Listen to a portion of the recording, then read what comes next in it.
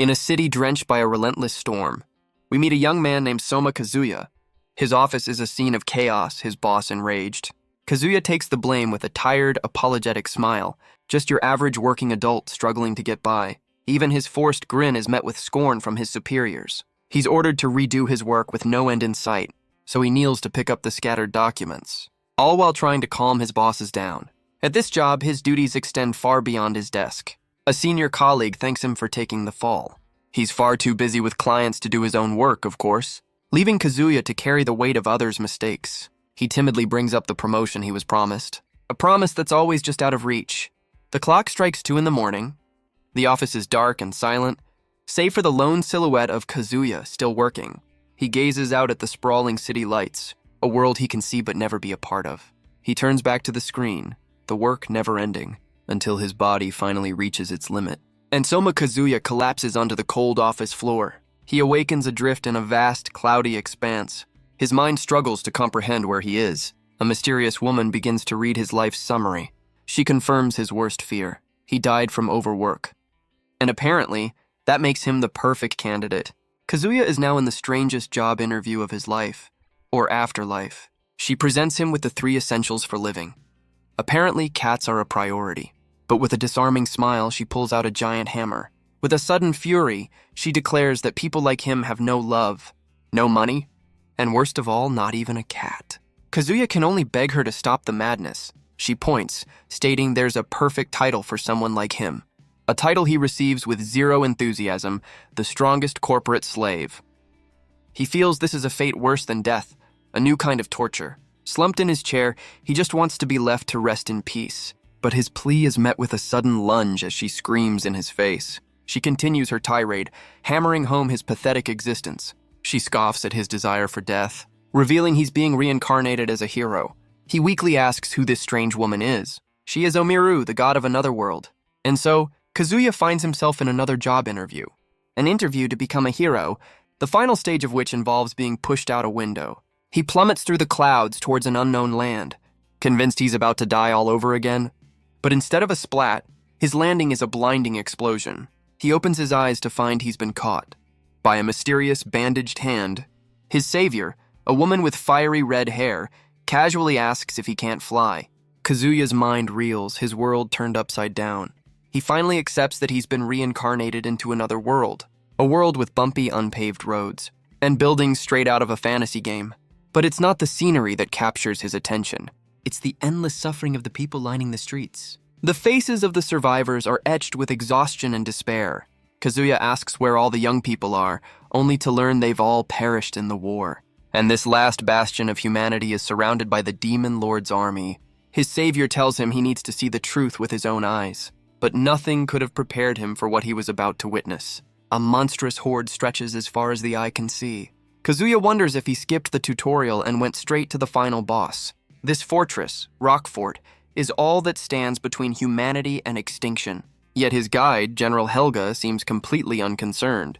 Because their grand army is just a handful of wounded soldiers and elderly civilians. Kazuya knows this is a losing battle, but he turns to Helga, hoping she has a plan. She calmly begins to lay out her grand strategy. Step 1. Acknowledge they're outnumbered 1,000 to 1. She then performs some very precise calculations. Her math reveals each of their soldiers must defeat 1,000 enemies. Kazuya can only give a thumbs up, realizing their general is a complete idiot. A compliment she takes with immense misguided pride. But Kazuya brings them back to the one glaring problem. How exactly does one person defeat 1,000 enemies? Her grand strategy is simple.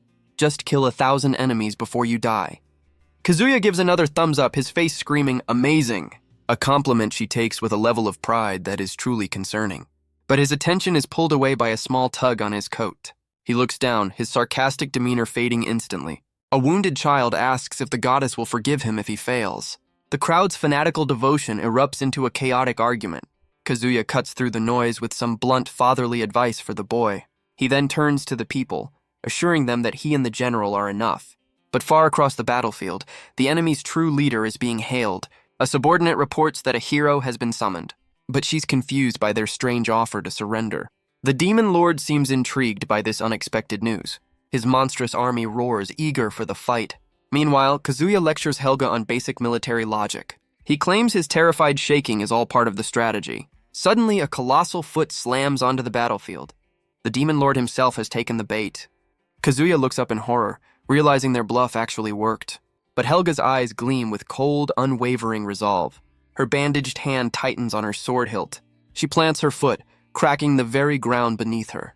With a battle cry, Helga surges forward in a storm of lightning, a lone silhouette charging against an impossible foe.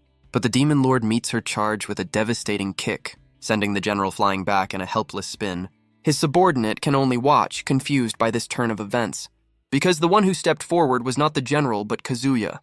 He bows his head, offering no resistance, and presents himself to the demon lord as the captured rebel leader. And with the practiced bow of a corporate drone, he pledges a lifetime of servitude to the demon lord. But the dark ruler questions what he could possibly gain from this. Kazuya's confident facade cracks, fearing he's miscalculated. Suddenly, a pair of swords are thrown between them. General Helga rises from the dust, undeterred. She issues a direct challenge to the demon lord himself. The stage is set for a one-on-one battle. A battle Kazuya and the demon subordinate are now watching from afar. He looks at her, suddenly realizing they might be the same kind of person. Her grip tightens, raw power coursing through the blade. With a furious glare, she promises him that he will live to regret this moment. Kazuya learns that Helga is considered the strongest swordsman in history. The demon subordinate watches, believing that in a one-on-one fight, Helga might actually be able to defeat her master. The demon lord unleashes a torrent of dark energy, but Helga charges headfirst into the darkness. Her blade cuts through the shadows with a brilliant flash of light. Kazuya shields his eyes, realizing this human missile might actually win. The subordinate asks him to tell Helga she's always admired her. The battlefield erupts in a pillar of blue light, but Helga's triumphant expression turns to shock, because the demon lord stands completely unfazed. He caught her ultimate attack with just 2 fingers. He scoffs, regretting he even bothered to block it. He stands over the defeated general, offering one last chance. We flash back to the day she received those bandages, a demonic bind designed to drain her immense power, a seal she was forced to wear until this very day. The flashback explains that once the demonic bind is released, all the magic it absorbed over the years will return to its host. Back in the present, Helga unleashes that very power. The bandages that once sealed her strength now become her weapons, stretching out like living tendrils. The demon lord watches, his crimson gaze unwavering.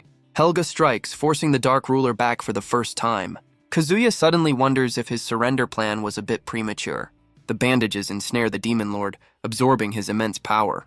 She declares that against this seal, his strength is utterly useless. She reveals her one and only strategy, to strike at his most vulnerable point. Her blade closes in on the demon lord's eye, but he meets her attack with a surge of raw power, a desperate gamble against overwhelming might. Kazuya screams a warning, already a loyal employee. The demon lord unleashes a devastating counterattack, an explosion that rips through his own forces, annihilating everything in its path. A terrifying display of unrestrained power. The demon subordinate looks on, wondering why the goddess chose such a pathetic hero. We see a memory of Helga's past, surrounded by comrades, a past that left her standing all alone. But even now, she vows to see this fight through to the end. The demon lord's helmet shatters, revealing he's more upset about his favorite accessory. But Helga's eyes widen in disbelief, as she recognizes the face of the goddess herself. Before she can process this, a dark hand closes in. The battle ends in a single brutal moment, revealing the demon lord's true form. Kazuya stares in horror, asking why the dark ruler has the face of a god. His mind reels, confirming the impossible truth. But the demon lord simply repeats her earlier question. Kazuya knows his next words will decide if he lives or dies. The demon subordinate watches on, certain he's doomed. She even offers a quiet farewell to a fellow corporate slave. But instead of an answer, Kazuya lets out a pathetic whine, a sound that completely catches the subordinate off guard. His eyes snap open with a sudden, desperate idea. He throws his head back and begins to bark like a dog. She stares in horror, realizing he's fully committed to being a loyal pet. The demon lord finds his act amusing, asking if he truly hates being a hero. A cruel smile spreads across her face. The subordinate realizes he gave an answer no one could have predicted. She accepts his offer, vowing to make him an example for all. Kazuya fully commits, barking with a crazed grin. Meanwhile, the defeated Helga watches this pathetic display. She questions why the goddess chose such a man to be the hero. But in his mind, Kazuya sees himself with a classy necktie and a pair of incredibly stylish boots. He realizes all his past suffering was just training to be a hero. He declares that he has finally grasped his true destiny, a destiny that Omiru quickly cuts short, telling him to stop posing. She explains the grim reality. For 500 years, every hero has failed. She even admits she'd lose in a direct fight, prompting Kazuya to suggest summoning more heroes. But the rules of the dimension are absolute. One hero, one demon lord. A sentient book appears, calling the goddess an idiot for forgetting the basics. Omiru responds with a swift punch, silencing both the book and Kazuya. But Kazuya is unfazed, reminded of the unreasonable demands of his old life. A sly grin spreads across Omiru's face as she reveals she's found a loophole. She's trying a new strategy, one Kazuya assumes is because he has no talent. She confirms the rules allow only one hero to exist, but what if that hero could summon all the others? A god's power is to summon a hero, and a hero's power is a gift from the god. So what if she gave the power to summon heroes to a talentless guy like him? Kazuya realizes he would hold the power of every hero that ever existed. Omiru celebrates, thrilled that he's finally caught on. With an army of legendary heroes, victory would be all but guaranteed. But Kazuya, ever the pragmatist, points out a simple flaw in her plan. She glares at him, calling him a coward for his cautious thinking. But she reveals she's already prepared a solution for that very problem. A special liquor that can paralyze the Demon Lord for 1 minute on contact. Kazuya believes that with this power, taking down the Demon Lord will be easy. But his mind is already on what comes next, imagining himself as the god-chosen king who will rule the world.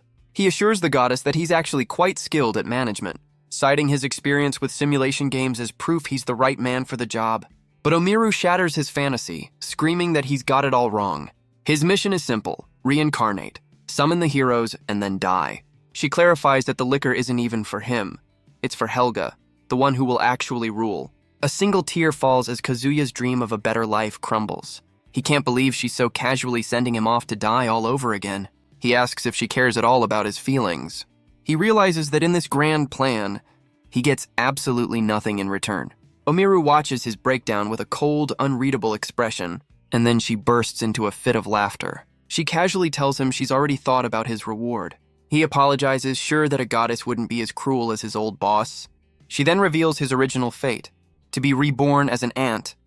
A worker ant, to be precise, with no future of his own. A fate she demonstrates with a single, merciless flick. But if he helps her, she'll make a special exception, and let him be a honeybee next time. Still a worker with no future of his own. But at least he'll get to see the sun and some flowers. Kazuya asks if being human is completely off the table. He doesn't even care if he's destined to die pathetically again.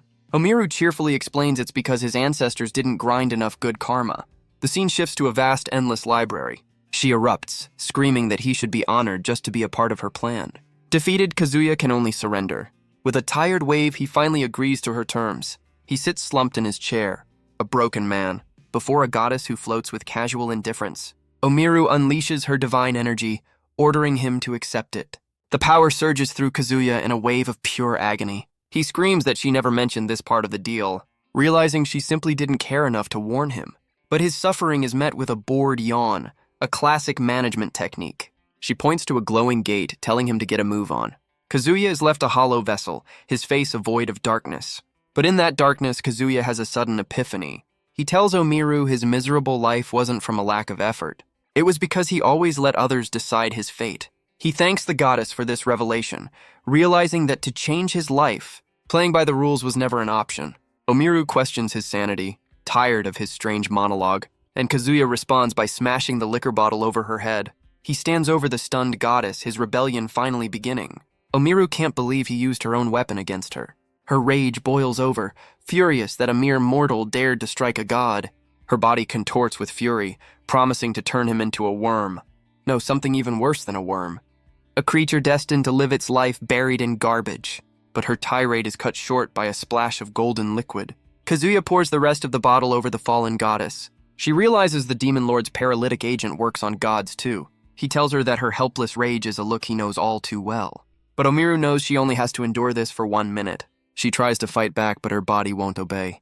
And Kazuya takes this opportunity to return some of her earlier hospitality. He explains that she chose him because he seemed easy to control, but he refuses to give her the chance to punish him. His eyes burn with a newfound resolve. He will never again live his life according to someone else's rules. And he forces the rest of the paralytic agent on the helpless goddess. It's a final farewell to the obedient man he used to be. With a final, decisive blow, he makes sure she can never retaliate. The deed is done, a line has been crossed. Kazuya collapses, the weight of his actions crashing down on him. He realizes in horror that he's just killed a god. He looks down at the fallen goddess, realizing if he can kill a god, then there's nothing left to fear in this or any other life. He sets his sights on a new goal, to defeat the demon lord. He will live a life more intense than anyone could imagine. A life where he stands at the top as the new ruler of this world. Meanwhile, the divine library descends into chaos. The sentient books panic, having no idea what to do now. We cut to the royal capital of Orville in the New World, where Kazuya is already pledging his undying loyalty to the kingdom, a pledge that the demon lord finds rather premature. He snaps to attention with a crisp salute. But the other officials question his new, low-ranking position. We flash back to 1 month earlier, right after the battle, where Kazuya's training began by jumping through hoops. Quite literally, in fact, the subordinate declares him the demon lord's new pet. He asks if she understands the concept of a metaphor. She explains that in this kingdom, they take things very literally. His training continues with biting practice, a task he commits to with a disturbing level of enthusiasm. A lesson that ends with a swift kick from his new trainer, leaving him sprawled out on the grass, defeated once again. She reminds him that he threw away victory just to save the people of Rockfort. He remembers the face of the young boy he was trying to protect, and admits with a single tear that he just wanted to sound cool. His reward for this grueling training is a bowl of food. She clarifies that it's officer-grade meat, not actual dog food. The distinction is very important, apparently. She then offers him a piece of advice: to always obey the demon lord's orders and bide his time for an opportunity. From that day forward, Soma Kazuya never uttered a single complaint. He woke before the sun, more disciplined than any military dog. He guarded the camp with unwavering diligence, even during bath time. He was more dedicated than any actual canine soldier, throwing himself into his training with a terrifying intensity. His efforts earned him a place among the demon lord's elite guard dogs. It took humanity nearly 500,000 years to evolve. But Kazuya went from loyal pet to tax office captain in just 45 days. The other officials are baffled by this sudden promotion, but the subordinate explains the demon lord needs an outsider to handle the kingdom's internal affairs, a chance that Kazuya has no intention of wasting. He walks the streets of the capital, a new man in a new world, but his corporate instincts kick in, warning him not to stand out. He has a title but no instructions, a classic recipe for taking all the blame. Kazuya realizes with horror that this is just his old life with a fantasy skin. He desperately tries to force a positive mindset, much to a local merchant's dismay, but he steals his resolve, deciding any change is better than his old life. He arrives at his new post and presses the button. The door slowly creaks open, revealing 2 beautiful elf women who ask if he's their new captain. And just like that, Kazuya decides this new life might be worth living after all. They take his hands, warmly inviting him to come in. Kazuya's mind explodes with joy at this unbelievably kind workplace. He's already planning their future, moving a bit fast for a first meeting. The white-haired elf explains he just needs to sign some papers, a request he immediately mistakes for a marriage proposal. But the dream quickly turns into a nightmare. The blonde elf's smile turns sinister as she hands him the document, and Kazuya is suddenly on his knees in an execution yard. He tries to go out with a cool, defiant speech, an attempt that is immediately and violently shut down. A high-ranking official explains that the 6th tax unit is a failure. Their vice captain Harmond can only weep and plead his loyalty. Another member, Merritt, is bound and suspended for all to see. And then there's the unit's pet panda, who is just vibing. Finally, there's Kazuya, the newly appointed captain, and all of them have been sentenced to death. But the executioner's dramatic speech is ruined by a wardrobe malfunction. Kazuya realizes workplace bullying here is on a whole other level. The official makes a quick, desperate attempt to fix his hair, frantically trying to restore his dignity before the execution. The official introduces himself as Griffono, a pure-blooded elf, and the man who will kill Kazuya once he gets the glue off his hand. We flash back to the subordinate's warning about this very man, a warning delivered while Kazuya was being walked like a prized show dog. She explains that Griffono has long coveted the director's seat, and will undoubtedly see Kazuya as a threat to his ambitions. Kazuya asks his backer what her plan is to counter this. She smirks, revealing she has 2 strategies in mind. Back in the present, Kazuya can't help but mock the name. He scoffs at the elf's pride, comparing it to a pet's pedigree. He explains that where he's from, only ranchers care about pedigrees, a comment that earns him a rifle to the face for insulting the man's hair. Kazuya recalls the agonizing power he received from the goddess, and the brutal training he endured under the demon lord. Now, even he doesn't know the true extent of his own strength. His new subordinates watch in awe, their hope suddenly rekindled. The executioners can only stare, paralyzed by his immense pressure. He asks if these small fry truly believe they can kill him, shattering his restraints with ease, and with a burst of speed he charges at the terrified guards. The guard can only watch in terror. As Kazuya dodges with inhuman speed, he weaves through their ranks like a phantom, leaving the first man to fall without a fight. His comrades are frozen, unable to comprehend the scene. Kazuya grabs the next soldier by the ankle and begins to spin with incredible force. He uses one man to knock out the other. He snatches the rifle from his grasp and aims it with cold, deadly precision. He pulls the trigger and the first guard falls. The next guard tries to hold him down, threatening to bite him, a threat that Kazuya answers with the butt of his rifle. He leaves the second man unconscious on the ground. The remaining guards shout that the rifle is only loaded with blanks, but Kazuya never intended to use it as a firearm. He slams the rifle into the ground, sending the third guard flying. And just like that, only Griffino remains. The elf's hand trembles as he reaches for his sidearm. He pulls the trigger, screaming for Kazuya's death. But Kazuya doesn't even flinch, as the bullet screams past his head. He dodges the shot with impossible ease. His cold gaze meets Griffono's terrified one. And with a single decisive strike, the elf is brought to his knees. His new subordinates immediately bow, hailing their new captain. The two elves who led him to this trap are now his biggest fans. The entire 6th unit erupts in cheers for their incredible new leader. Even the guards who were about to execute them now pledge their undying loyalty. Fickle bunch, aren't they? But Kazuya silences their praise with a terrifying, unhinged grin. His new team can only wonder if their captain has completely lost it. Kazuya warns them that if they're going to use force, then he will show them absolutely no mercy. Just kidding, of course. He then charges forward, much to the guards' confusion. Kazuya realizes he just dodged a shot that was never fired. He closes the distance with a manic, terrifying grin and slams into the first unsuspecting soldier. The brutal impact sends the man reeling. Kazuya follows up with another devastating blow. He leaps forward with a powerful mid-air kick, only to be sent tumbling back across the yard. His new team immediately loses faith, convinced they're all doomed. But Kazuya confirms that Plan A has failed, and it's time for Plan B. He slides across the ground, putting distance between himself and the guards. Griffono watches this pathetic display with a look of pure contempt. His anger quickly turns into a fit of mocking laughter. He taunts the defeated Kazuya, asking if this is all he's got. The elf reaches for his sidearm, ready to end this farce. A bullet cracks the wall just inches from Kazuya's head. Griffono offers him a deal with a smug grin. He tells Kazuya to get on his knees and bark like a dog, a humiliation that would end his ambitions for good. Harmon begs him to just surrender, seeing no shame in admitting defeat.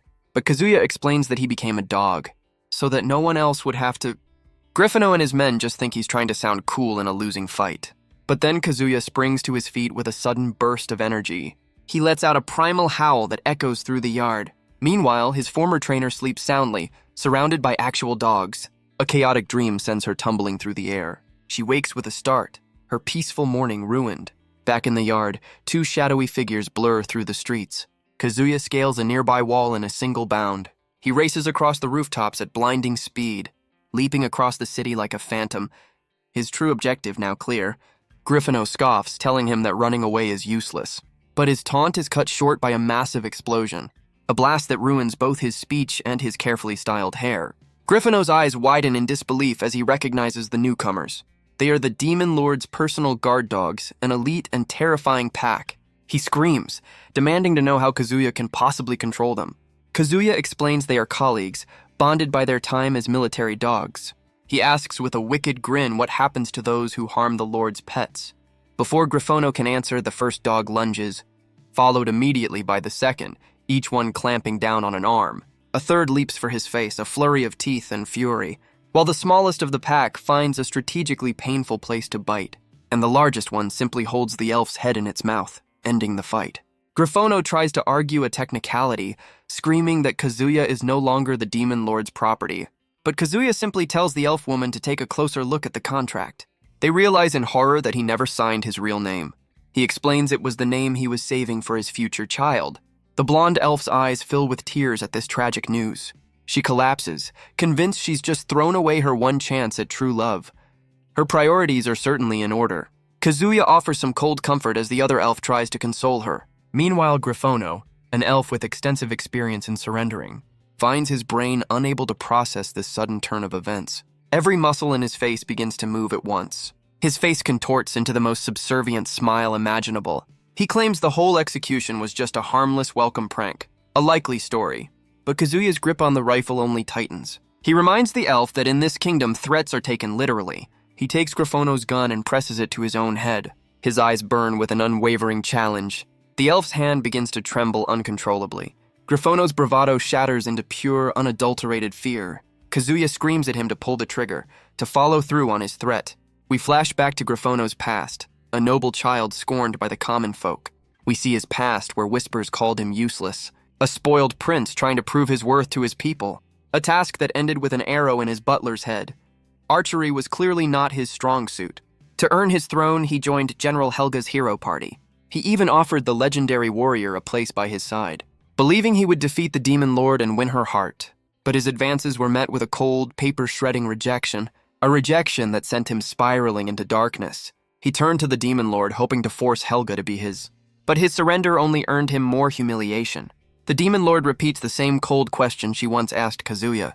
Griffono tries to explain his reasoning, his voice filled with desperation. But his plea is met with a swift and brutal punishment. A searing liquid melts away his pride and his armor. The demon lord dismisses him, leaving him broken on the ground. He recalls his ambition to prove his worth in the final battle. He had promised the demon lord a bloodless surrender from Helga's forces. But Kazuya's own surrender plan completely ruined his moment. The demon lord had simply cast him aside, his usefulness at an end. He remembers paying a fortune for his position, a price for nothing. He screams that it's not fair, that they're both traitors. But Kazuya is the only one the demon lord favors. But Kazuya's confident smile reveals this was all part of the plan. We flash back to his trainer, who offered him two simple strategies. Plan A was a head-on assault, a show of overwhelming force, while Plan B was to simply beg for mercy, a solid backup for sure. But Kazuya explained that his favor with the demon lord is a complete lie. To maintain the illusion of strength, he has to act arrogant, like a two-bit thug who's gotten completely full of himself. And so he stands before the enraged elf, his bluff holding strong. Kazuya admits the elf's power is so immense it's hard to breathe, and that his subordinates are far stronger than the demon lord's dogs. He knows Griffono could end this with a single pull of the trigger, but the elf is still paralyzed by the fear that Kazuya is the demon lord's favorite. So Kazuya decides to add a little fuel to the fire, with a brutal insult aimed right at the man's biggest insecurity. His new subordinates realize he just signed his own death warrant. Even Griffono's men are screaming for him to open fire. The elf's face twists with pure, unadulterated rage, but just as he's about to act, a sudden thought stops him cold. He wonders if Kazuya's weakness was all an act, a calculated move to make everyone underestimate him. He sees the immense shadow of the demon lord looming behind our boy, a terrifying authority that Kazuya wields with a mad grin. He realizes Kazuya isn't just a man, but a tool of the throne. But Kazuya's next move is something no one could have predicted. With a flash of steel, he gives the elf a brand new look. A look that is decidedly less majestic. His subordinates can only scream at the sudden horrifying baldness. Kazuya explains, this is just a cost-saving measure on behalf of the kingdom. Griffono bites his lip, a dawning horror in his eyes. He realizes this man simply cannot be killed as a soldier falls. Kazuya applauds the scene, calling it a glorious sight. His arrogant act has convinced everyone he is the demon lord's favorite. But his victory is cut short by a dark presence in the sky. A bolt of twisted energy streaks across the heavens. A monstrous eye tears through the clouds, its gaze fixed below. The very entity that killed a goddess has now come for Kazuya. But our boy just declares the employment ceremony over. Casual. The scene shifts to a snowy battlefield, where a new figure stands among the fallen. Kazuya wonders why no one is moving. Griffono is frozen mid-fall, a dog still clinging to his back. The entire yard is caught in a moment of suspended animation. He realizes with a jolt that he can't move either. The entity from the library appears, calling him out for his crime. It rages, reminding him of the moment he struck down the goddess. It complains about the divine overtime needed to fix his mess. Apparently, even sentient magical books get bags under their eyes. As it vents its frustration, the clouds begin to pour from the heavens, forming the very fortress where the goddess once resided. Kazuya realizes with dread that this divine fortress has come for him. He's suddenly suspended in midair, bound by the very clouds of heaven. A grid of red light appears, a divine security system locking him in place. But a new figure appears, her boot pressing down on his face. She calls out to someone named Antiphon, while Kazuya thanks her for the unique welcome. The giant eye notes that even its time-stopping power has no effect on her. She raises her sword, demanding to know where the goddess Omiru has gone. Kazuya recognizes the voice of the sentient book from the divine library, but the book Antiphon denies her an answer, stating she's no longer a manager. And Kazuya is left stunned, realizing the Demon Lord's true name. The Demon Lord scoffs, seeing the clouds of heaven gathering against her. But Antiphon warns her not to underestimate the power of a god. She responds by unleashing her own immense energy. The divine grid struggles to contain her raw power, but she shatters it with ease, a wicked grin on her face. All while Kazuya gets a rather uncomfortable front row seat to the action. She leaps into the sky, a phantom among the clouds. She lands on a floating platform ready for the next assault, effortlessly weaving through a storm of dark energy blasts, forcing Antiphon to unleash a massive, concentrated attack. Her crimson eyes narrow with unwavering focus. She meets the divine blast with a single, powerful swing. Her blade cuts through the energy, creating a massive shockwave. But her expression is one of pure annoyance. Antiphon warns her not to get full of herself. The heavens themselves gather into a storm of divine fury. But the Demon Lord unleashes a power she calls mortal force. Golden light begins to rain down upon the frozen city, spreading across the capital like a gentle, glowing snow, and forming a massive, radiant crown in the sky. The Demon Lord stands, a queen crowned in golden light. She rockets through the heavens like a comet of pure defiance, unleashing her own barrage against the all-seeing eye of Antiphon. A wild, almost joyful grin spreads across her face. Her eyes burn with the thrill of a true battle. But Antiphon scoffs, revealing this is merely a projection of its true self. Kazuya groans, tired of this "my real body is elsewhere" excuse. He tries to warn the Demon Lord about the intruder in her divine home, all while the clouds of heaven try to invade his every orifice. The Demon Lord's smile fades, realizing they are truly dead set on killing her. She plummets from the sky in a spinning vortex of light and shadow, a living meteor wreathed in crimson lightning. She slams into the ground with explosive force, and lands without a scratch, ready for more. Kazuya thanks her for saving him from that rather personal divine attack, but her gaze is fixed on the dark fortress still looming above. She prepares to unleash a new power, one she calls Gaia Force. With a roar, she summons the very gates of the underworld. Skeletal hands begin to pry the massive doors apart, and a new terrifying ally peeks out from the darkness. A three-headed skeletal beast rises from the darkness. She calls forth a creature known as Skull Seraphis. Kazuya, meanwhile, is still trying his best to play dead. Its bony hands stretch out from the underworld gate, reaching for the divine fortress in the sky. Antiphon watches this display, finally understanding. It realizes the Demon Lord has mastered both mortal and earthly forces, a power that Omiru had completely misjudged. The Demon Lord stands ready to unleash her full might, and Antiphon now sees why Helga never stood a chance. The Demon Lord explains that Omiru realized no hero could ever stop her, so she abandoned her fortress and fled the dimension in shame. Her last selfish order was to kill the man who surrendered to her. But Antiphon sees them both as nothing more than self-important fools. It recalls the moment Kazuya struck the goddess down, an act no one predicted. The Demon Lord cuts the book off, ordering it to serve her once more. Her skeletal beast rises, a titan of bone and spectral fire. It lunges forward with terrifying speed, shattering Antiphon's projected form with a single decisive blow. And the divine fortress itself begins to crumble from the impact. The Demon Lord realizes the book dragged the entire divine fortress here. She stands triumphant as the illusion shatters around her. A wild grin spreads across her face, her goal finally within reach. But Antiphon explains that Cloud Fort is a prize only a true god can claim. The divine structure begins to dissolve into the air, fading away like a dream at dawn. The Demon Lord watches, her victory turning to dust. She realizes there are no shortcuts to divinity. Antiphon turns its gaze to Kazuya, promising to wait for him. A promise that gives our boy a very bad feeling, and with a final crack, the all-seeing eye vanishes from the sky. The skeletal beast orders its master to stand down. As time resumes, Kazuya realizes he can finally move again. The chaos of the execution yard returns in full force. Griffono is overwhelmed, his face a mask of terror, but a sudden, brutal impact stops him cold. A devastating blow ends his struggle instantly. Kazuya can only watch as the entire yard erupts in violence. Griffono's men are cut down in a flash, leaving nothing but silence in their wake. And Kazuya, his expression hardened by the sudden carnage. The Demon Lord realizes this is the collateral damage from time being stopped. And across the capital, buildings begin to shatter, exploding into crystalline fragments, as the very fabric of the city comes undone. Kazuya watches in horror as the world crumbles around him. His face is a mask of pure, unadulterated shock. His new subordinates are caught in the chaos, with Harmon screaming in panic. But Merit calmly tells him he's fine, he just lacks guts. Great pep talk. The Demon Lord stands alone amidst the ruins of her kingdom. Her eyes narrow, her gaze fixed on the devastating aftermath. The Demon Lord mocks Griffono's unfortunate reaction to the chaos. She turns to Kazuya, asking if he's also paralyzed by fear. He struggles against his frozen limbs, trying to force himself to move. But his training kicks in, and he snaps to attention with a salute and a bark, a response that earns him a smirk of approval from his master. She orders him to go assist someone named Marie with the cleanup.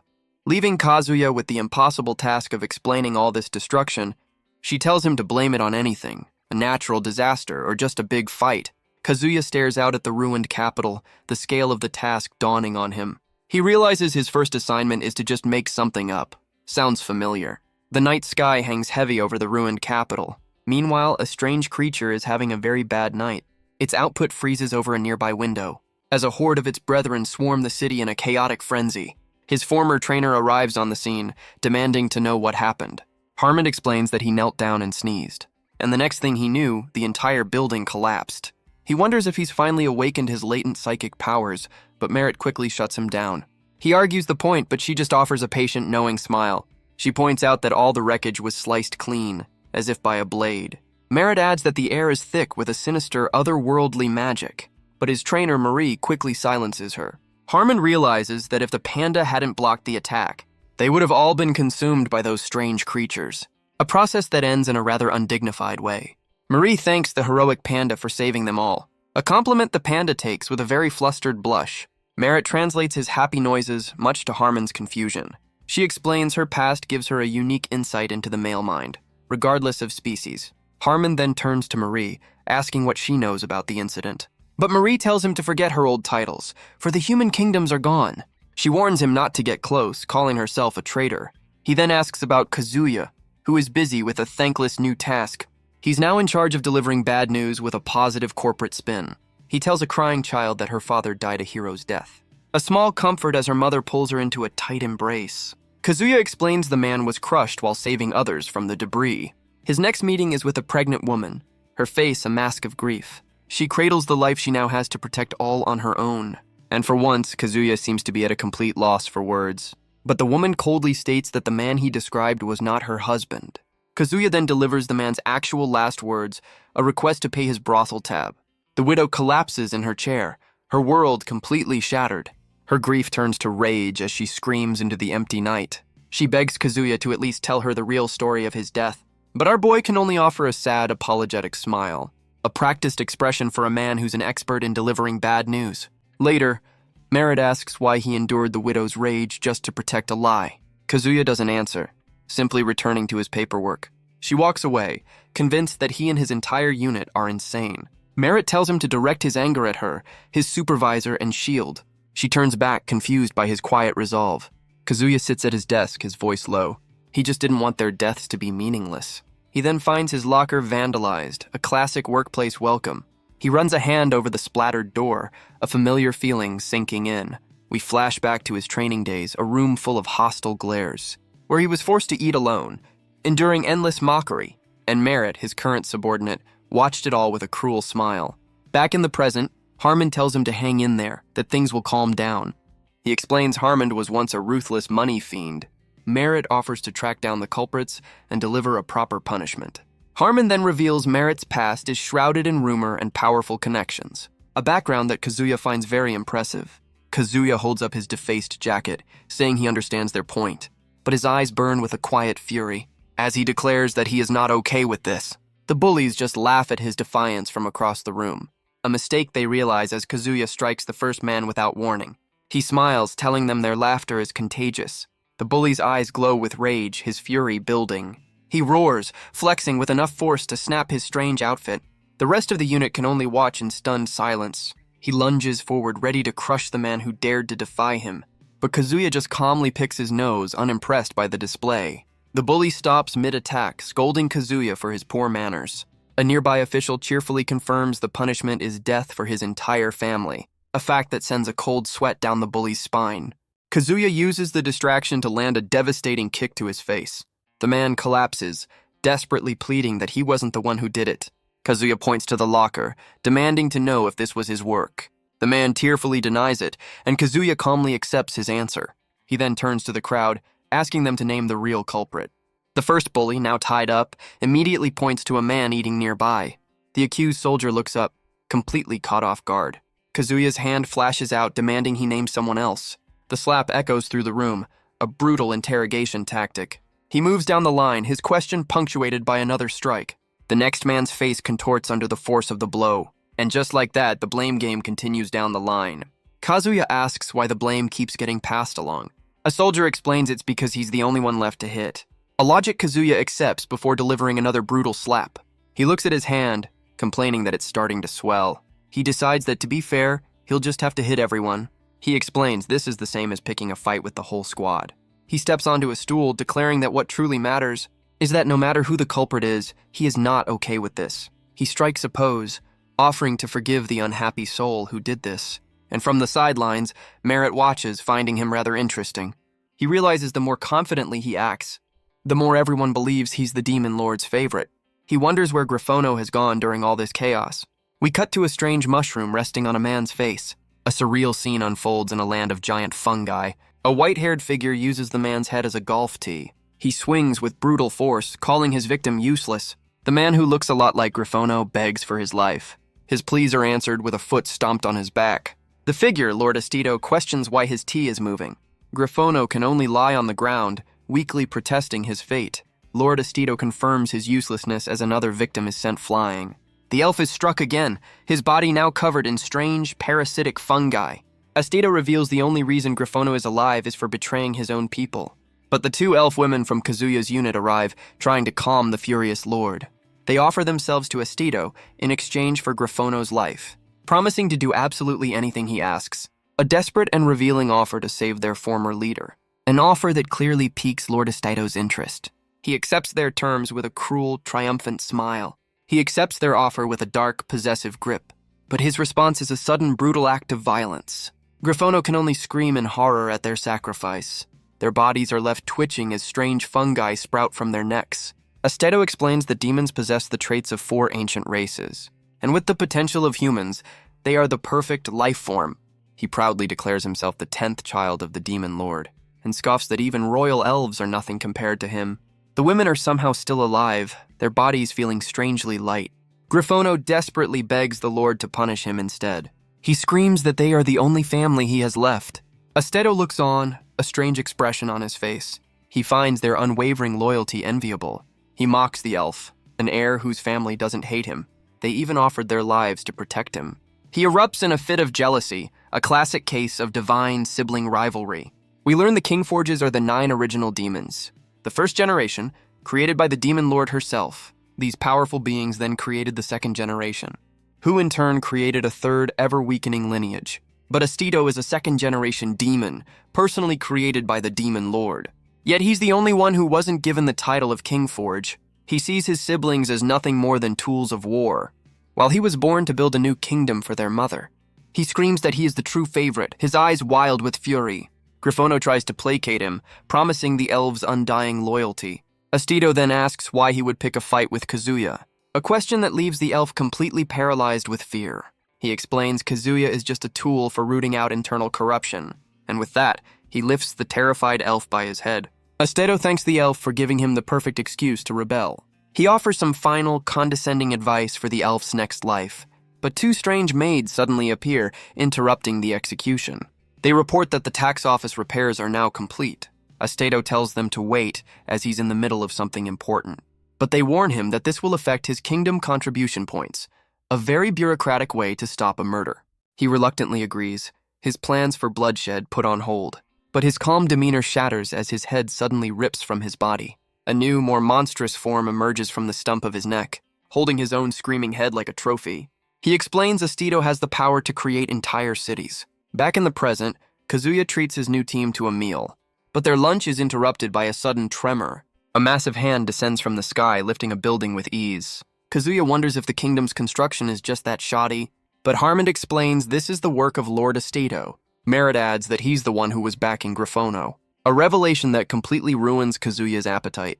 The citizens cheer, hailing Esteto as the kingdom's future. One of his strange subordinates wonders about his contribution points. She reports his contribution points are far ahead of the other second-generation demons, but she notes his head still hasn't returned to its original form. His monstrous body squeezes his own head with a painful grip. He complains about the constant pain, worried about the long-term effects. A unique HR problem, to be sure. His maids look over a model of the capital, realizing there's no more room to build. Esteto panics, shocked that he's already developed the entire city. One of them explains he's close to catching the lowest-ranking Kingforge, but the other argues the Kingforges earned their points during the war. He laments that he was born in peacetime, leaving him with only city building. He must earn his points slowly, one castle at a time. He screams in frustration, wondering how many years this will take. His maids try to cheer him up, offering some very strange encouragement. But Griffono sees the truth. Esteto is just a lonely child starved for affection, and so the disgraced elf makes his move, getting dangerously close to the Demon Lord's son, an act his maids find absolutely delightful. Griffono claims he looks up to him like an older brother, but his words are followed by a very strange pointed gesture. He unleashes a bizarre rainbow energy from his mouth into Esteto's. The maids cheer on this very unique form of male bonding. Esteto looks down, his face covered in a strange fungal slime. Griffono sees a last glimmer of hope in his desperate eyes. He tries a sudden fatherly compliment, an attempt that sends Esteto's head spinning with rage. He strikes the ground with blinding speed, unleashing a strange substance that consumes the disgraced elf. Esteto scoffs, unimpressed by the pathetic attempt at flattery. The two elf women are caught in the attack, their faces twisted in horror. Their bodies are consumed by the strange growth, becoming part of the landscape. Esteto declares they will all become fertilizer for his new kingdom, but his tantrum is interrupted by a ringing telephone. One of his maids answers, asking for the caller's name. Esteto shouts that he doesn't want to see anyone right now. She relays the message, even if it's the fifth Kingforge calling. The caller, a white-haired woman, screams in frustration. She demands to know if her brother said anything else. The maid relays a simple offer: kill Soma Kazuya, and a seat among the Kingforges will be hers. Esteto's eyes gleam, believing his time has finally come, but his other maid reminds him he's still grounded until his fusion is complete. But Griffono, ever the survivor, offers Esteto a great idea, a plan to earn 10,000 points and eliminate Kazuya. But the Demon Lord's son quickly silences him, annoyed that the elf's desperate plea is interrupting his thoughts. We cut to Kazuya, surrounded by guards in a tense meeting, where Merit delivers some rather chilling news about his immediate future. Kazuya demands to know why the threat is so specific. She explains that his fate is already sealed. Her cold gaze confirms the warning is not a joke. Kazuya wonders who could possibly kill the Demon Lord's favorite pet. Merit lays out a precise timeline of events, detailing Esteto's movements down to the second. She even includes the exact duration of a call from the fifth Kingforge, all leading up to the moment she arrived to warn him. She then asks for his thoughts on her detailed report.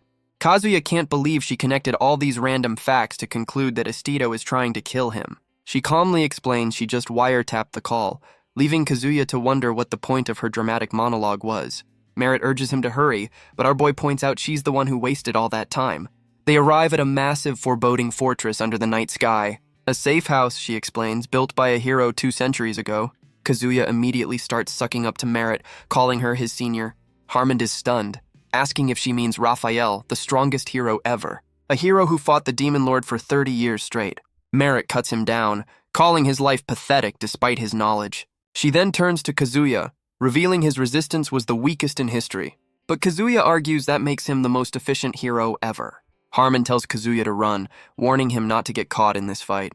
But he admits that without their new captain, they'd already be dead. Merit adds that Kazuya protected her dignity back in the yard. Kazuya just asks if it's really a good idea to make enemies of co-workers. The soldiers who bullied him now kneel, admitting they were wrong. Kazuya recalls his first day, when his entire unit faced execution. He remembers how Merit was singled out for a special kind of humiliation, a memory that still fills him with a quiet disgust. The soldiers bow low, offering their deepest apologies. Kazuya tells them to hold that pose while he works out some frustration, a response that earns him a look of newfound respect from Merit. The scene shifts, the gears of the past beginning to turn. He and Harmon ascend the fortress in a rickety elevator, but his team is left behind, shouting as he makes a run for it. Kazuya shouts for his team to turn back, but they chase after him, Merit even scolding the panda for running upright. He warns them that a powerful figure wants him dead, but Harmon screams that they already know it's a trap. He asks why Kazuya is the first captain to treat them like actual people. He reminds Kazuya that he's the one walking into his own execution. Kazuya looks out at the night sky, his expression unreadable. He recalls the moment the goddess tried to kill him, and how he fought back without hesitation. He remembers Antiphon's divine judgment, another attempt on his life. He recalls dragging innocent people into his fight, a fight he refuses to let anyone else take the blame for. Because if his comrades die for him, he'll never be able to live with it. So with a casual wave, he walks off to face his fate alone. Meanwhile, inside the elves' sacred barrier, Astito screams in disbelief, seeing someone who should be dead. A cloaked figure asks if he really thought he'd be the only survivor. We flash back to the Fifth King Forge offering a single coin and a mountain of gold to hire this mysterious assassin. Her plan is simple: kill Kazuya and make it look like revenge for Helga. She's addressing the strongest assassin of the former hero party, Helga's most loyal hound. Meanwhile, Kazuya's team arrives at the fortress, a bastion against the coming storm. But they're stopped at the gate by a nervous maid asking for the password. She's quickly surrounded, claiming she's just a simple servant who knows nothing. She then creates a rather unorthodox diversion, much to the guard's shock. A distraction that allows her to unleash a spinning, bladed attack. Her friendly facade shatters, screaming that Kazuya's bounty is hers. But her assault is stopped cold by a gun barrel pressed to her head. In the Demon Lord's name, the trespasser is sentenced to death. And just like that, the legendary assassin is left unconscious on the floor. A man with star-shaped glasses reports to the Secretary General, who praises his work and reminds him to clean the floor. Because even super soldiers have chores, his unwavering obedience is broadcast across a wall of monitors. Kazuya, watching from behind, regrets sending his team away. He facepalms, believing he's lost his chance to look cool. But the Secretary General thinks he's just gained a point. She seems to read his mind, offering to explain who her guards are. We see another one of them standing over the captured assassin. They are genetically modified super soldiers, and number 38 has just claimed his prize. Another, number 33, is the last line of defense protecting the palace. She explains that only she and the Demon Lord can command them, much to number 40's dismay. They are the Forbidden Guard, F4, an elite team with a flair for the dramatic. Kazuya can only pledge his undying loyalty, trying to make sense of it all. But the Secretary General reveals a chilling truth. The Demon Lord has no idea Astito is trying to kill him. She claims she only sent her guards because she felt sorry for him. A condescending lesson on not getting too full of himself. Kazuya argues back, recalling the time the Demon Lord saved him from Antiphon. But his desperate plea is met with a cold, unimpressed silence. Suddenly, one of the guards grabs him, calling him a cornered rat. The Secretary General reminds him of his confusion when the Demon Lord first appeared at the tax office. She demands to know if he understands why the tax office was destroyed, and reveals the Demon Lord has been secluded in the Astral Tower ever since. Kazuya puts the pieces together, realizing she's searching for Cloudfort. He remembers Antiphon's words, confirming the Demon Lord was once its manager. And now she's trying to find a way to reclaim her lost divine throne. But the Secretary General brings him back to the present, demanding to know his role in the chaos. His attempt to deflect is met with a swift and brutal punch, a lesson in honesty that leaves our boy seeing stars. She threatens to abandon him to Astito's assassins if he dares to lie. Kazuya realizes that telling the truth might just drag this terrifying woman into his problems. He knows that for a secretary, learning your boss's secrets is a crime. The Secretary General screams that they're supposed to be on the same side. But Kazuya just offers a calm, knowing smile. He laments that his attempt to be normal has only made things more suspicious. So he decides to tell her the truth. The Demon Lord came to save him. A revelation that leaves her demanding to know why. Kazuya begins to explain, his expression serious. And with a sudden move, he unleashes his full corporate power. From the fortress of bureaucracy, a storm of paperwork is unleashed. A tidal wave of documents that threatens to bury her completely. A single room is launched from the fortress, leaving the Secretary General standing in stunned disbelief. She can only question if the entire room just flew away. Her guards scramble, shouting to protect her from the chaos. One of the F4 grabs her, ready to evacuate, but she calls out for Kazuya. But our boy is already sailing across the night sky, screaming her name. A very dramatic way to quit a meeting. We cut to a hand placing a block on a tower, a delicate game of power. For Lord Astito, destroying buildings is just like playing Jenga. Within his domain, he can build and distort reality at will. And one of his maids has just found Kazuya on their map. She points to a single block, his exact location now known. Estedo gives the order to mark his target for elimination. His maids deploy a swarm of fluffy trackers through the vents. The tiny creatures float through the ducts, silent and unseen. They pour into the room, a seemingly harmless dust in the air. Kazuya stands with Harmond, completely unaware he's been found. A single tracker lands on his shoulder, sealing his fate. Estedo orders his maid to slice the entire building apart, a precise strike that will leave the Secretary General unharmed. And in the real world, the fortress begins to shatter into pieces. The Secretary General begins to explain the truth of that day. A flashback shows one of Estedo's maids smashing through a wall. Kazuya's face blurs with shock at this new revelation. As Kazuya's room was launched into the sky, one of the F4 guards tried to stop it by force. He braced himself, trying to hold the structure in place, but the attempt failed, adding another casualty to the list. His hand is torn away as he screams the Secretary General's name. From the bushes below, Merit witnessed the entire scene. She claims to hear his voice from the moon, while her team enjoys a snack, glad to see they have their priorities straight. Harmon suggests they finish their snack before checking if their captain actually landed on the moon. But Merit is already on the move, riding her panda into the night to rescue him. Meanwhile, Estedo confirms Kazuya has landed exactly where he planned, right into an ambush. But his victory is interrupted by a sudden phone call. It's the 5th King Forge, and she is absolutely furious. She accuses him of open rebellion against the Demon Lord's new government, and threatens to burn his entire kingdom down if anything happens to Kazuya. Estedo just listens with a sinister grin, his own script taking an unexpected turn. Back in the flying room, Kazuya holds the unconscious guard, wondering what it all means. As his makeshift escape pod continues its journey across the night sky, the guard recalls that during the castle renovations, he accidentally blew Kazuya right off the construction site. He immediately dove after the falling man. The two of them plummet through the night air. The guard reaches out, promising a swift rescue. He catches Kazuya, soaring through the sky with him in tow. Kazuya offers a pained compliment on the rather aggressive catch. The guard tries to grab the fortress to stop their momentum, but his hand is completely torn away in the process. And so, the two of them continue their unplanned flight into the night. The guard accuses Kazuya of being a liar for trying to protect him. He begins to wrap them both in a protective cocoon. Kazuya's eyes narrow, confused by this sudden turn. They're left bundled together on the floor of their flying room. Kazuya can only stare, trying to make sense of the situation. He then notices one of the fluffy trackers on his face, telling him he can't die yet. The guard insists this will keep him safe, but Kazuya tells him to stop playing the hero. Their makeshift escape pod soars through the night sky toward a distant quarry. It smashes into the ground from 200 meters up in a massive explosion, but their fall is cushioned by a mountain of the fluffy trackers, saving their lives. The Secretary General radios in, demanding to know the King Forge's true intentions, but the 5th King Forge plays innocent, feigning ignorance about Soma Kazuya. She casually mentions the human she accidentally blasted away, and declares that if he survives, it's just a minor construction accident. Back at the crash site, a storm begins to brew.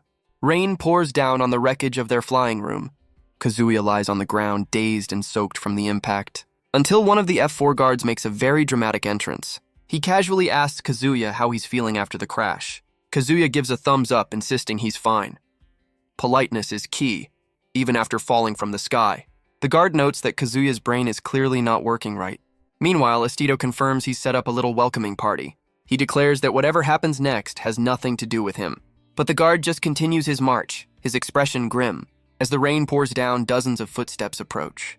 They're met by a sea of black umbrellas, an army of assassins. Kazuya realizes the King Forge never meant for the fall to kill them. The assassins cry out for revenge, their faces twisted with rage. We see a glimpse of their handiwork, swift and brutal. A crew of killers with a very specific taste in eyewear. The wounded assassin can't believe his comrade sacrificed himself just to lure one man out. But the F4 guard just hoists Kazuya onto his shoulders, ready to fight while carrying him. His one-handed partner picks up a nearby cane, vowing to be his other arm. And together the two of them stand against an entire army of killers. The guard with the star-shaped glasses charges forward, lightning crackling in his fist. A lone figure running headfirst into a sea of enemies. The battle begins with a single decisive stomp. The assassins swarm him, a tide of black suits and vengeful fury. He's dragged to the ground, overwhelmed by the sheer weight of their numbers. But he rises again, a storm of motion in the heart of the mob. The first assassin leaps forward, his umbrella sword aimed for the kill. But his attack is cut brutally short by a well-aimed kick. Another killer slips behind the guard, convinced he's found an opening. but his blade is stopped cold as his arm is caught in an iron grip. The assassins' resolve wavers, but their orders are to press the attack. Their leader screams that retreat is not an option, and so the mob surges forward, trying to overwhelm the lone guard.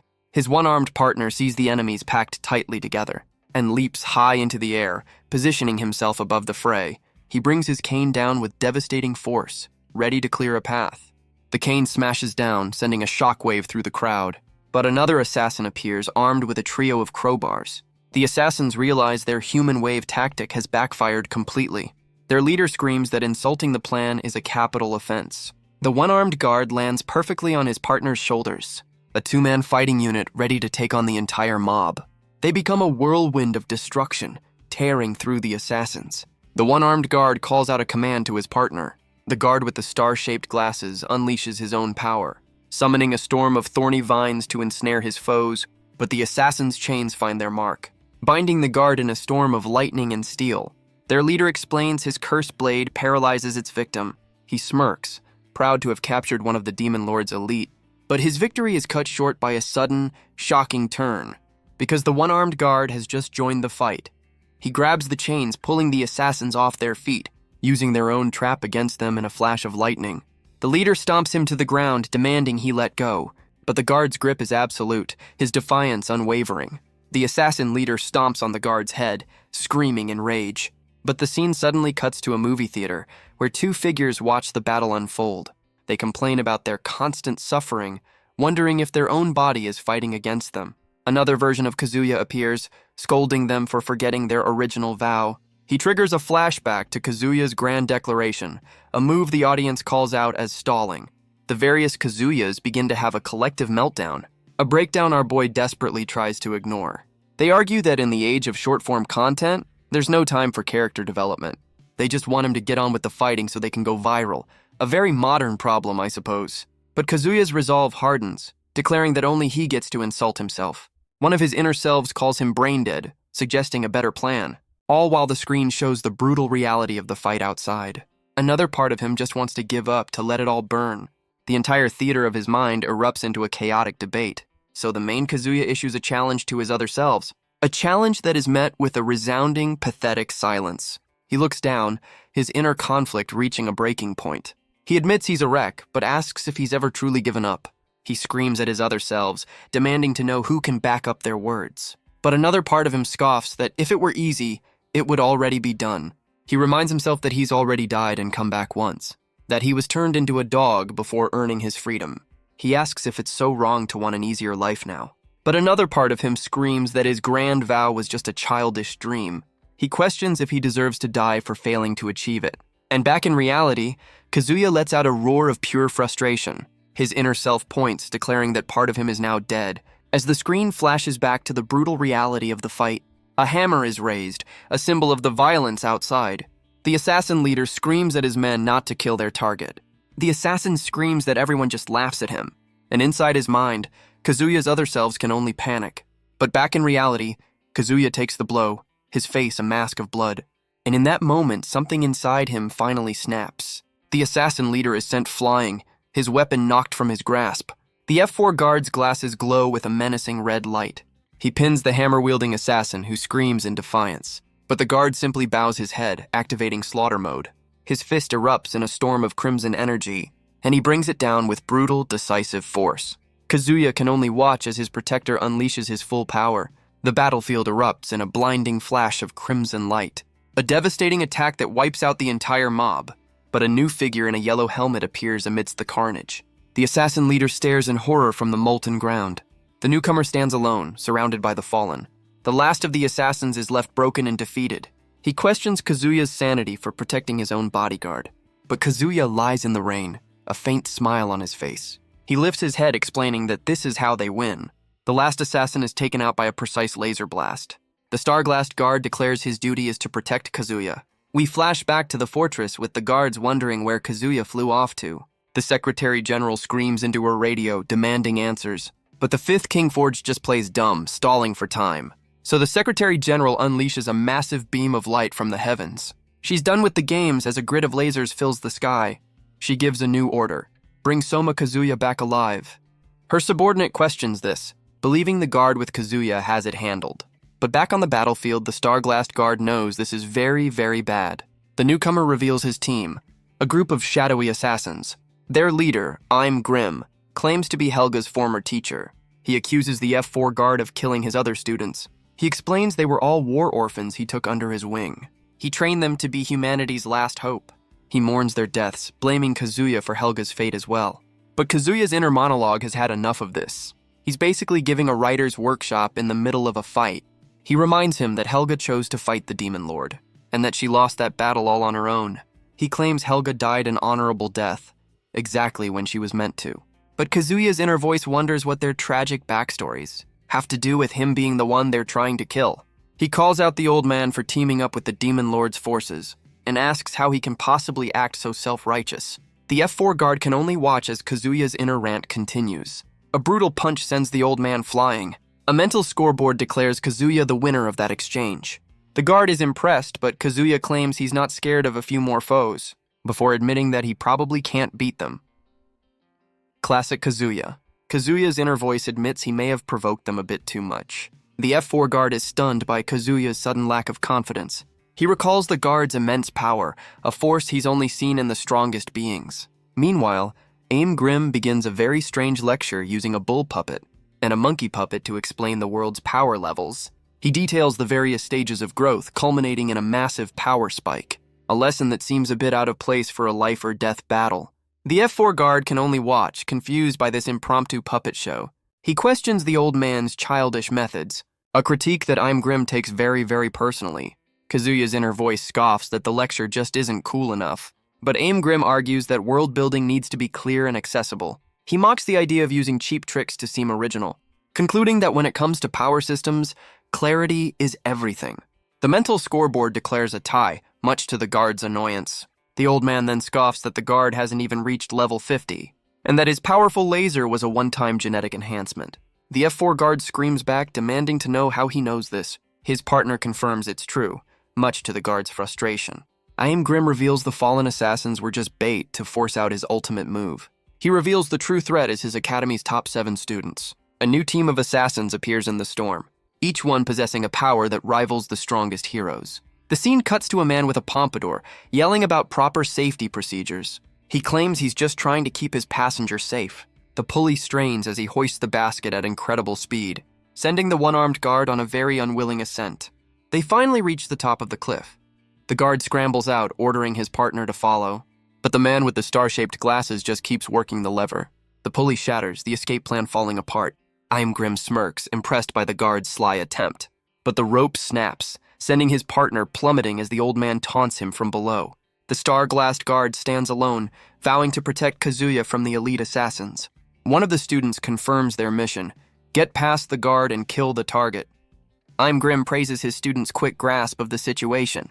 The masked student scoffs, believing this will be a piece of cake. But the fight begins and ends in a single brutal instant. The F4 guard stands over him, a golden weapon smoking in the rain. With his top student defeated, I'm Grim decides to send in the rest of the class. The one-armed guard stands over his partner, a makeshift weapon in hand. But the star-glassed guard reveals his own golden firearm. He smirks, explaining they have surprises of their own. Meanwhile, his partner is having a full-blown panic attack on the cliff's edge. Apparently, super soldiers can still be afraid of heights. A new challenger, a massive masked wrestler, charges into the fray.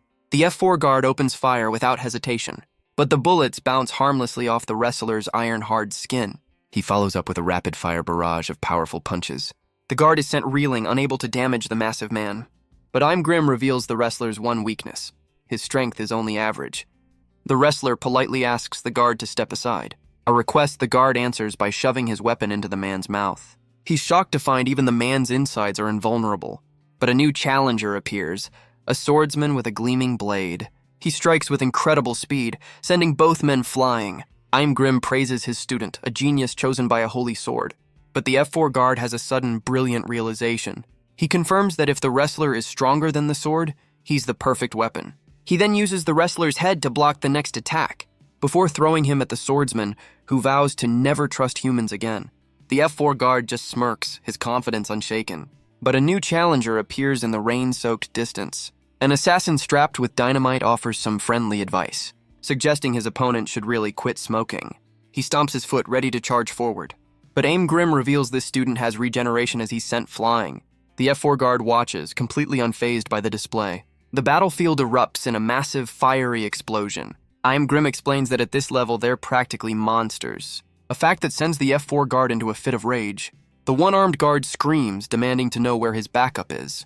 The Secretary General screams back that they're all completely useless. We see a montage of the other guards getting absolutely demolished. One is taken out by a boxer with a single punch. Another is sent flying by an acrobatic fighter, because compared to the elite F4, no one else stands a chance. The Secretary General wonders if the rest of her forces were hired through connections. She's haunted by the image of their overwhelming failure, a failure she blames on a flawed exam-based system. The scene cuts to the Secretary General, now a captive, trying to bargain for her life. A new assassin appears, complaining she's stuck on cleanup duty. While the others are off hunting Kazuya for a shot at glory, Harmon screams at her to leave them and go after their captain. But his defiance is met with a sudden, brutal attack. The assassin unleashes a devastating kick in the pouring rain, but another soldier leaps in to take the blow meant for Harmon. A sacrifice made by a man who feels he's made nothing but mistakes. We flash back to Merit, who believes she can hear Kazuya's voice from the moon. She leaps onto her panda, determined to go and save him, and Harmon, after a moment's hesitation, decides to follow with the snacks. A map shows their journey from the fortress to the quarry. Harmon and Merit can only watch as the battle ends in a brutal flash. But a new threat appears as red lasers fill the sky. Two masked figures arrive, apologizing for the interruption. The map updates, showing their next destination is the forest. Harmon tries to explain he's just an innocent bystander. But the F4 guards are looking for their comrade, Soma Kazuya. Harmon laments his earlier belief that 4 guards meant an easy win. Meanwhile, the rest of the 6th unit races through the rain-soaked forest, a desperate search for the captain they left behind. The entire 6th unit is sent tumbling through the air. A colossal foot slams down, scattering them like leaves. Harmon screams a warning about the sudden ambush, as a mysterious figure begins a silent countdown. The forest floor erupts in a massive explosion.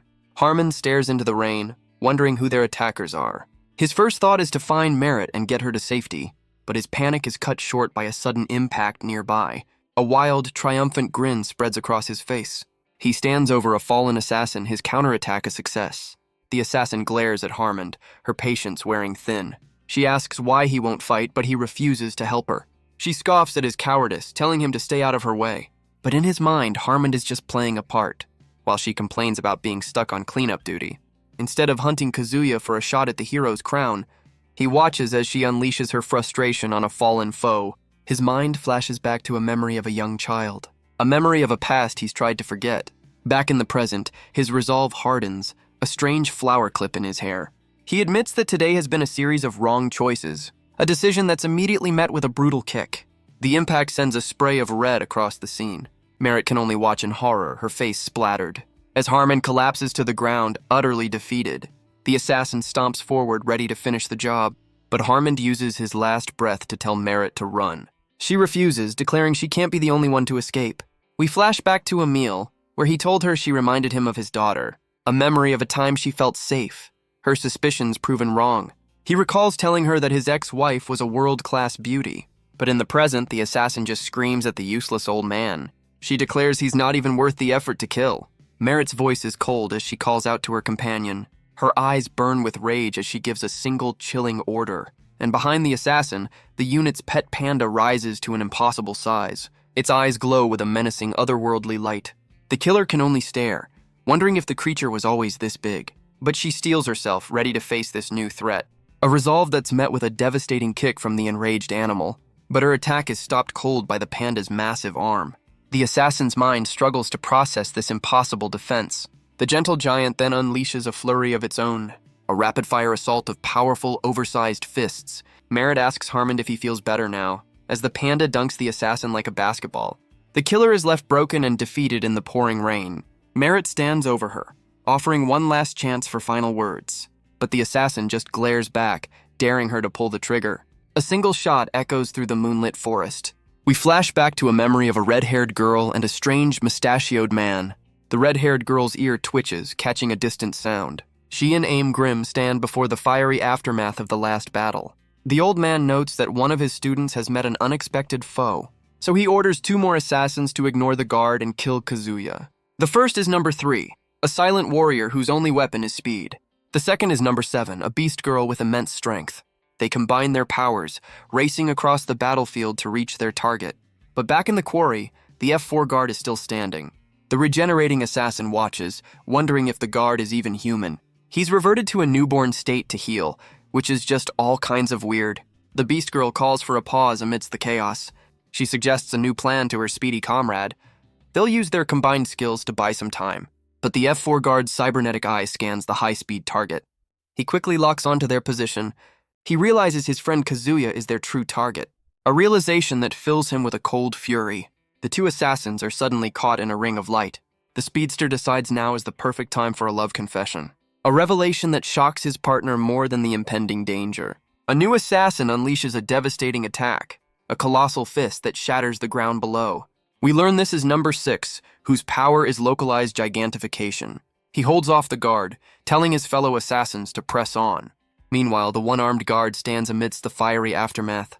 The regenerating assassin, now in his infant form, thanks him for the save. The speedster streaks away, leaving the others to handle the fight. The remaining assassins watch, confident that their strongest member has it handled. But their confidence is shattered by a sudden, impossible move, as a new figure catches a bullet with just 2 fingers. A new fighter with purple hair stands over the defeated beast girl. She offers to let one of them leave for interrupting her fight. She points to Merit, making her choice. No, wait, she means the old man on the ground. And she'd never harm the panda, who is clearly a protected species. She reveals that number 8 has no special abilities, and tells them to choose who will face him. We flash back to Aim Grim, who can't believe the accusation. The other students erupt in protest over the academy's rankings. They argue about favoritism and unfair advantages in their training. I Am Grim suggests that number 8 is just a dead-end case. The other students erupt, calling it an incurable disease. He explains number 8 was the first to reach level 50, but never awakened to power. He assures them that one day they will all surpass him, but his lecture is interrupted by a sudden, shattering impact. The purple-haired assassin is now stuck in the wall, asking if they're going to fight. The red-haired student accuses him of using number 8 as a disposable pawn, but the trapped assassin just wants someone to pay attention to her. Priorities, I guess. I Am Grim simply states that the mission was number 8's own choice, a choice that was made for the sake of number 8 himself. The purple-haired assassin tries to win over the panda, promising to care for it, but Merit raises her gun, her hand trembling at the thought of the panda's betrayal. Her grip tightens, her resolve wavering. She takes aim, a gut feeling telling her this is a point of no return. Her face is a mask of conflict as she prepares to fire, but the shot is stopped cold, the bullet caught between 2 fingers. Merit lowers her head, offering a quiet apology. Number 8 erupts into a fit of mocking laughter. He taunts her for her weakness, for abandoning her earlier resolve. But Harmon screams at her to ignore him, to prioritize survival over pride. Merit offers to take the panda's place in the fight. She apologizes to Harmon for wasting their chance to live, a statement that leaves the old man completely stunned. Meanwhile, the panda continues its ferocious assault, but the purple-haired assassin seems completely unfazed, until the panda unleashes its ultimate weapon, weaponized cuteness, a defense so powerful, even the hardened killer can't bring herself to strike. But Merit has a different kind of power in mind. She summons a massive glowing firearm from thin air, leaving Harmon to wonder what other secrets she's been hiding. The assassin's eyes widen, realizing Merit is a spirit medium mage, a representation of her power, a lone figure in a vast empty space. Merit's hand flashes out, a small revolver in her grip. She cocks the hammer with a cold, steady hand, and presses the barrel to the defeated killer's head. With her spirit weapon looming, she tells the killer to choose her fate. The purple-haired assassin demands to know what she'll do. We flash back to the assassin's childhood, a time when she was praised as a genius for her deadly skills. But every night she was haunted by the faces of those she'd killed, a memory of a fallen foe, a ghost from her past. She recalls her teacher's words, a lesson in survival of the fittest, a brutal philosophy where the weak are simply food for the strong. A lesson she clings to just to keep the nightmares at bay. Back in the present, she unleashes a massive blast from her weapon, but number 8 takes the hit without even flinching. He lets out a wild, almost joyful scream, so she fires again, pouring on the pressure. She stands with a confident smile, sure of her victory, but number 8 just grins, mocking her with a twisted comment about friendship. Merit realizes the assassin cares about fairness, that she's a good person who simply lost her way. She believes this compassion is a weakness the panda can exploit. a belief that is immediately and horrifically proven wrong, because the assassin takes the full force of the blast, shielding number 8 without a moment's hesitation. We see a memory of another student, number 10, being gunned down.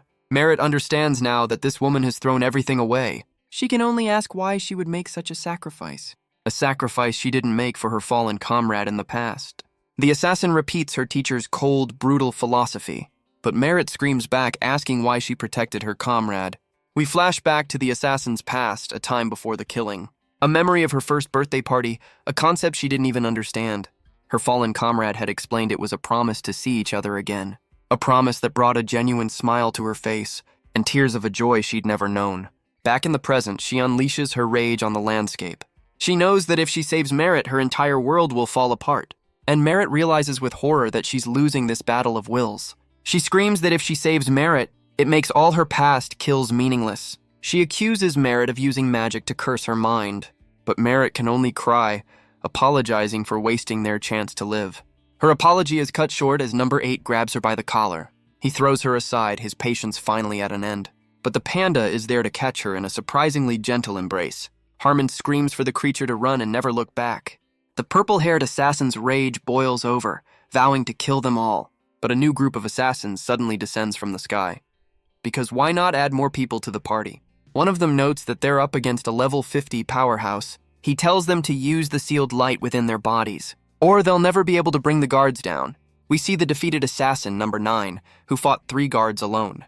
Meanwhile, Kazuya looks up as the storm finally clears. He notices a strange carving on a nearby stone pillar. He feels an odd connection to the message, as if it were meant for him. It's from Raphael, a legendary hero and his self-proclaimed senior, a hero who has been dead for 250 years. Kazuya breaks into a cold sweat, reading a message from a ghost. Raphael's letter continues, mocking his own legendary status in the present. Kazuya realizes he's trapped between assassins below and a ghost above. But Raphael's message clarifies he's not a ghost, just a man who saw the future. Kazuya can't believe the ego on this guy, showing off even after death. He dismisses the message, standing before a massive statue of the hero. But as he walks, his steps activate more glowing runes on the ground. The full moon hangs heavy over the silent, rocky pillars. A beam of light reveals a path of ancient, glowing text. A prophecy from his senior, warning that he's about to die. Kazuya just scoffs, saying that's been the theme for a while now. As the sounds of a desperate battle rage on far below him, Kazuya shouts, hoping the message also explains how to survive. He scrambles forward, desperate to read what comes next. But the only thing that appears is a massive number 5. He stares at the number, trying to understand its meaning. Then a 4 appears, and he wonders if it's some kind of code. As a 3 appears, his hope begins to fade into dread. The number 2 sends a wave of pure panic through him. And finally, the number 1 glows on the stone path. He realizes this isn't a prophecy, it's a countdown. He sits down, wondering what a man thinks about in his last 5 seconds. He closes his eyes, reflecting on his life, and the idea of living with no regrets. But he snaps, screaming that his life is full of them. He stomps the ground, refusing to believe some divine prophecy. With a manic grin, he declares he won't play along, but his tantrum is cut short as his hand hits something solid. He's uncovered a strange box hidden within the stone. His eyes narrow, seeing more text from the prophecy. The message praises his defiance, calling it the path to survival. And on the box, a final warning. One piece of advice. The full moon hangs over the smoldering battlefield. The F4 guard walks through the flames, his hair now a literal fire. I Am Grim questions his resolve, asking why a mere killer fights so hard. He reminds the guard that the kingdom's elite could arrive at any moment. But the guard's shadow reveals a monstrous, hidden nature. The old man notes his sudden change in demeanor. His eyes are drawn to the strange pink star on the guard's chest. He wonders if there's truth to the guard's words after all. So he shouts to the heavens, daring the kingdom's forces to appear. He screams for them to hurry up and arrest him. A very loud and public invitation. The battlefield smolders under the silent gaze of the moon. The F4 guard stands amidst the flames, his resolve unbroken. But Aim Grim just looks on with a condescending smirk. He explains that to the Demon Lord's forces, Kazuya is just a disposable pawn. But the guard clenches his fist, declaring that they are still here for him. The old man calmly repeats his question, asking where these so-called elites are hiding. The guard just stares into the night, promising they'll be here any minute. His cybernetic eye glows, sensing a sudden change in the air. And from the heavens, a massive beam of light descends. Looks like the cavalry has arrived. The F4 guard finds himself surrounded by two more of the elite students. The helmeted killer mocks him for letting his guard down. The wrestler from before rejoins the fight. His strength may be average, but his body becomes as dense and heavy as steel. The red-haired assassin screams for her comrades to press the attack. Another student summons a massive dragon of pure, crackling energy, while the swordsman from before meditates, summoning his holy blade once more. He explains that he's had a sudden flash of inspiration, a plan to combine the holy sword with the giant's power. A combination they believe will create the ultimate attack, but the wrestler refuses to be a part of their plan. A.M. Grimm cheers them on, promising the winner will be the next hero. The F4 guard is pinned, caught in a storm of chains and fire. He knows that with his ultimate move already used, he has no choice but to reveal his final secret. Meanwhile, high above the battle, under the light of the full moon, the speedster and the beast girl scale the cliff face, racing towards their true target with inhuman speed, leaving the chaos of the battle far below. And Kazuya looks out, sensing the new arrivals.